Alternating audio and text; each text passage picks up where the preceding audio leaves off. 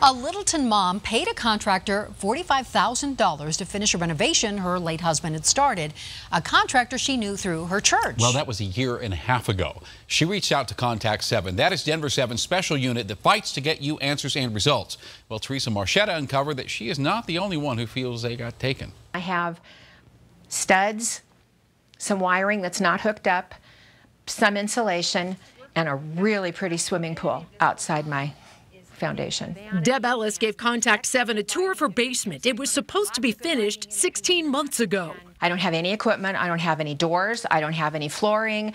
Nothing was purchased, although he billed me for it. Her husband died before he could finish the remodel, and Ellis had been diagnosed with some progressive health issues. If I had somebody in my basement, I could exchange rent for, as stuff progresses, I could have somebody maybe to be here to help out. So she reached out to her son's boss, Reed Gertis. Reed put in this massive circuit breaker. A trusted friend from church. This was the galley kitchen. Ellis signed a contract with his company, Schützengel Inc. That's German for guardian angel. It was going to be awesome. It was going to have a private entrance. It was going to have a little kitchen. That was back in February of 2017. He got a total of $45,000. Ellis paid up front. She says her son was going to learn the contract trade from Gertis. As a mom, I kind of let down my guard thinking, okay, you know, this is going to be great for my kid. But she says her son was usually working alone, trying to figure things out. There were mistakes, changes, and delays. Eventually, work stopped. I kept trying to hold on because my son said, well, he's promising we'll be there next week. And then next week would come and go. I talked with 3 people who tell me they did business with Gertis and confirm a pattern. He gets paid up front, misses deadlines, makes excuses, and then abandons the job. I checked state records. Gertis's business was dissolved back in April.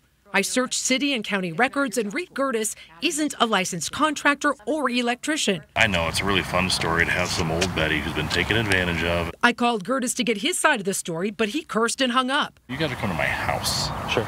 Okay? This is not okay. So my colleague, investigator Ryan Luby, stopped by to talk with him. I don't want to defame her or her son on camera. Gertis told us several times Ellis's son Adam stole or embezzled money from him. The betrayal and the amount of money that was taken is just, it was shocking. He didn't show us any documentation, but says he can prove it. If you want to see the inside of a court, I'm fine with that. I've got all the records. I'm glad to go. And Gertis is no stranger to the inside of a courtroom. We pulled his record. He had dozens of cases against him, including charges of domestic violence, violating a protection order, and an assault charge from 2017. I'm still willing to help her. Gertis says he doesn't owe Ellis any money and tried to make it right. I was willing to go over there on weekends. She says she doesn't want anyone else to end up in her situation. If there is a definite attempt to defraud people, then I want him out of business. We always caution you about paying too much up front. Now, Gertis tells us he's actually owed more than the $45,000 he was already paid by Ellis. But other former customers I spoke with say they believe they've overpaid by thousands of dollars and at this point just want to move on. I'm Teresa Marchetta, Denver 7.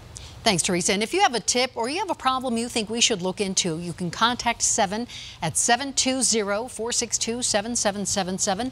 You can also send us an email at contact7@thedenverchannel.com.